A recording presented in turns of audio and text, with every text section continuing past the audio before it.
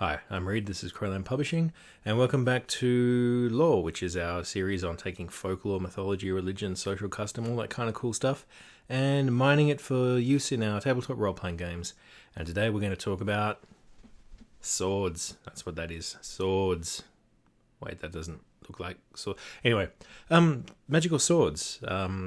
Swords have a huge amount of cultural and religious and sort of resonance within our culture. I have a suspicion that it's because swords are the first thing that we made that are specific to kill. Spear, dagger, axe, utility, swords, no. And in ttrpgs, we tend to view magical items and religious items and holy items mathematically. It's an element of the rules. You need a +1 sword at level 3, you need a +5 sword at level 20. And that's fine, that's just how the games go, that's how we play these games. But I think that we're really missing out on making these items significant and making them powerful and personal and really giving them cultural weight within our game world. So let's talk about 5 famous swords and then we'll do 5 adventure hooks. As always, if I mispronounce anything, if I misunderstand anything, it's just because I'm dim, not trying to be disrespectful. So anyway, let's start with a well-known one. Sword number 1, grass cutter, the katana. Very important in Japanese mythology and indeed still a part of Japanese politics to this day. So in the ancient days, the storm god Susanoo fought a mighty 8-headed serpent, Orochi, the Orochi, and within the body of this great monster, Susanoo found a sword, and this sword would eventually become grass cutter. Now in time, he gives this to the goddess Amaterasu, I think that's her name, and eventually that created a peace between these two gods, which allowed humanity to be born. And so eventually, the sword finds its way to the possession of a mighty warrior called Yamato Takeru. And one day, he's ambushed in an open grassy field. And he's going to die because they've set all the grass on fire, there's nowhere to run, he can't bloody fight it, he can't stab fire to death. But he draws the sword and he realizes that the sword can control wind. So what he does is that he destroys the grass, no fire. And then he goes and he defeats his enemies in a righteous beatdown. And in time, the sword is lost. I believe the most mythology says that it's sunk. And it just became a very, very important part of Japanese mythology. And in fact, it became one of the possession of the grass cutter sword was one of the reasons that the emperor became the emperor. Look, I have this magical sword. Sword number 2 is Shamshir, a Zomorodnagar. Now, there's actually evidence that in antique Persia there was a kind of fairy race, that is a race which is close to humanity but a different order of being, and it wasn't an ifrit and it wasn't a jinn, and one of these fairies was a witch, and that witch gave birth to a demon son called Fuladzera, the owner of steel armor. Now this weird incel demon used to fly around, and if he saw a beautiful woman he'd drop in, grab her, back to the lair. Now the witch knew that her son was not going to be popular doing with this particularly bad habit, so she cast a spell on him to make him immune to any weapon but this one actual weapon. Now, this Shamshir was made by a powerful blacksmith called Kaveh. Kaveh had a prior history. He had fought the demonic draconic Zahak, who was a terrible, terrible tyrant. And although sometimes you'll find that the Shamshir is referred to as King Solomon's sword. And if you only know King Solomon as the wise king of the Bible with the baby, there's actually this entire cool folk tradition of him as a tricksy warrior mage. Now the Shamshir was destined to kill the demon. That was its primary function. But more than that, no wound it gave could ever be healed except by a very specific magic potion. And that magic potion needed to be made from the brain of Fuladzera, the demon. Also, the Shamshir can change forms. And Zomorodnagar, God, I hope I'm saying that right, means emerald and studded sword. So it's a very, very beautiful physical item as well. And Shamshir is just the Persian word for sword. Sword number 3 is the Durnwan, white hilt. Now this particular sword belonged to Riddick Hale, who was a 7th century ruler of Alt Clwyd, which is a Brittonic kingdom in what is now Strathclyde in Scotland. And he was one of those kings. He might have existed, but he was probably a myth, and this myth is based on a real person. That process is called euhemerism.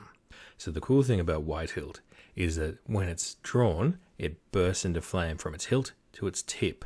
So there's a pretty cool visual and a classic sort of fantasy visual, but there's a little bit of a twist here. It only burns when it's in the hands of a worthy man. You must be, and I'm going to just be person because bugger that, but it's only when it's in the hands of a worthy or a good or a moral man it burns.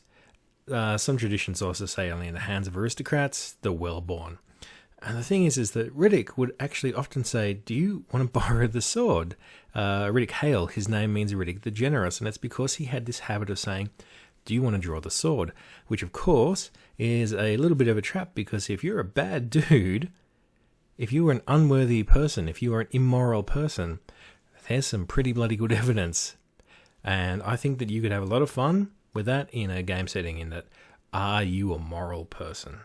Let's find out. Sword number 4. So here's a bit of a weird story. Ganjang and Mo Ye were great swordsmiths. They were a married couple. And the king, Helu, told them to forge mighty swords for him.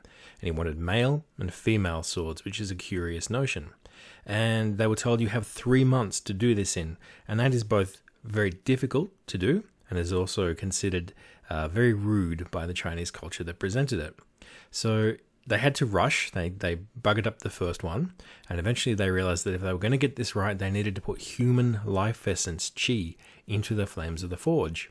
And sometimes they put in breath. They got to get a whole hundreds and hundreds of boys to breathe into the fire, and they must burn their own fingernails, they must burn their own blood, they must burn their own hair.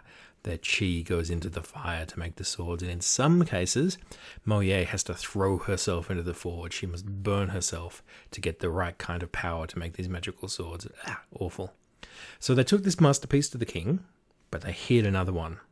And he figured it out, and he was so upset that he executes Ganjang, and he keeps the male sword for himself. And in time, the son grows up to get revenge. It's a very morbid story. So the swords themselves, they're not so important, as much as the notion of needing specific energies and specific magical items and concepts to create. Human life, human energies, that's what you need.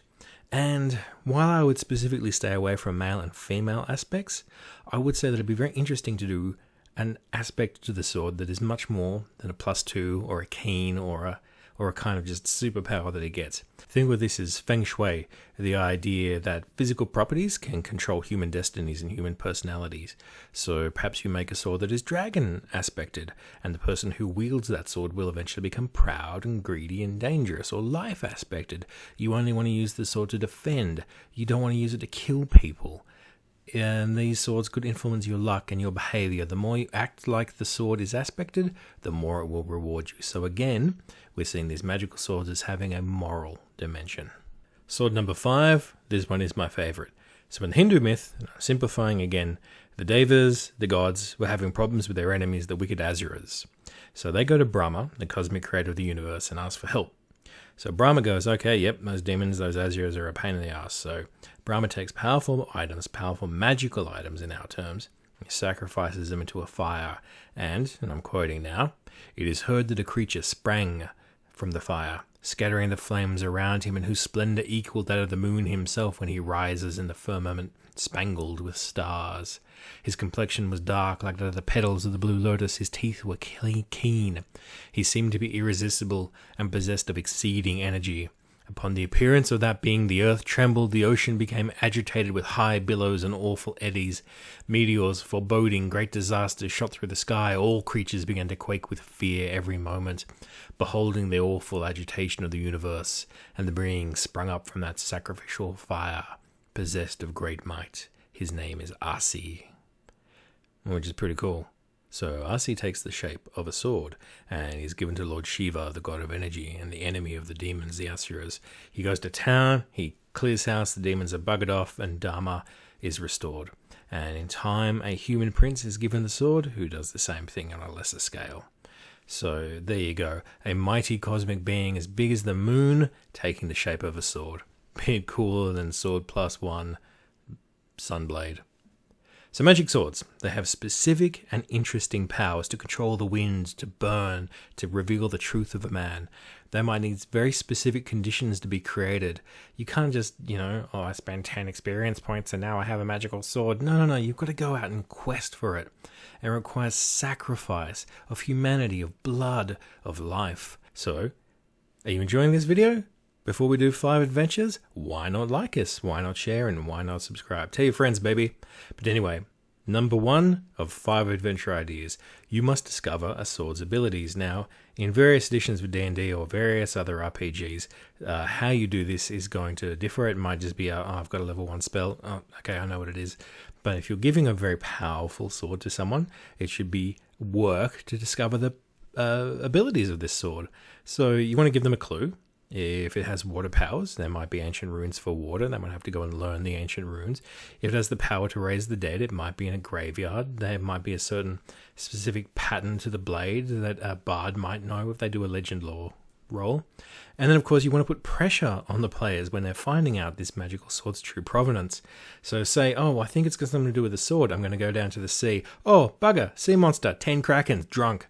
And then if undead legions, they want to take it back to the grave, and me too. So it's not just a matter of, I go here and I cast the spell. Number 2, you must make a sword of legendary power. So you got to find a smith, first of all, or you've got to learn how to make this particular sword. And the smith might be a dragon or a celestial or a fiend or a 20-level monk like Kanemitsu who made Miyamoto Musashi's weapons. You'll need wood from a 10,000-year-old tree for the fire. You'll need Martian iron for the tang. You'll need the leather of a nightmare for the hilt. Then you'll have to have it blessed by 10 different angels of 10 different orders. And there is enough for a entire second act of a campaign, or at the very least 3 or 4 linked adventures. You just say, okay, you need hilt, guard, blade, maybe scabbard. 4 different things. Away you go. Number 3, you have a magical sword, but it's a magical sword that would only work for someone of a specific moral code. Now, in D&D terms, that might be alignment. In World of Darkness terms, you might need a certain level of humanity. Now, you need this sword to work. It's very powerful. So there's one of 2 ways that these kind of adventures can go. 1, you could let the player decide how they're going to demonstrate this application of their alignment. Or you can give them an adventure in which it's a special test. You could do a Last Crusade style big adventure where traps and challenges of moral and ethical, rescue a child or kill the baddie and that sort of stuff, where you learn about your character and you demonstrate what kind of moral growth this character has had. I love these sorts of games. I love these sorts of adventures. And the moment where they go, no, I will not be needlessly cruel, no matter what the payoff is, no matter what the result is, it is not worth my soul. And then the sword goes, you are the one, and shines bright, and it's all, love it. Great stuff. Number 4, the sword is a symbol of rulership and a symbol of moral worth. And anyone who has it will be the king or the lord or the general or whatever. So someone recognizes your magic sword and says, wait, in our darkest hour, when the red dragons have discovered crystal meth and are all going through messy divorces, only you can save us. We will follow you, wielder of the sword of quantitative easing. You want to check with your players before you make them the king, but either they are recognized as the potential king, in which case you're going to shift your campaign into a bit of rulership and a bit of politics, or you could say, well, if you need to prove yourself to be worthy, if you need to prove yourself as the last heir to the Elven Kingdom, go and get the last sword of the Elven Kingdom.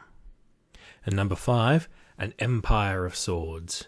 So we know that swords can influence people, and in D&D terms these are intelligent swords, and we talked about the male and the female sword and their sort of ability to morally influence people. But what if swords like that wanted power? What if they wanted political power, a kingdom, an empire?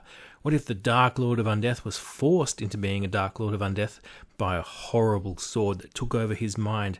And a sword like that would have no empathy for anything, would it?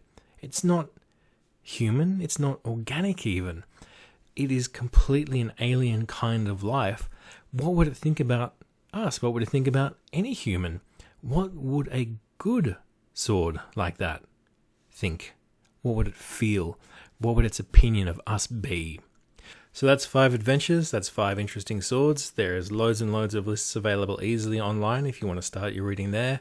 In the end, you want to take the swords, you want to make them beautiful, physically impressive, you want to give them unique powers, you want to make them difficult to find and use or both, give them cool names, don't be upset if players want to rename them because players love naming their swords.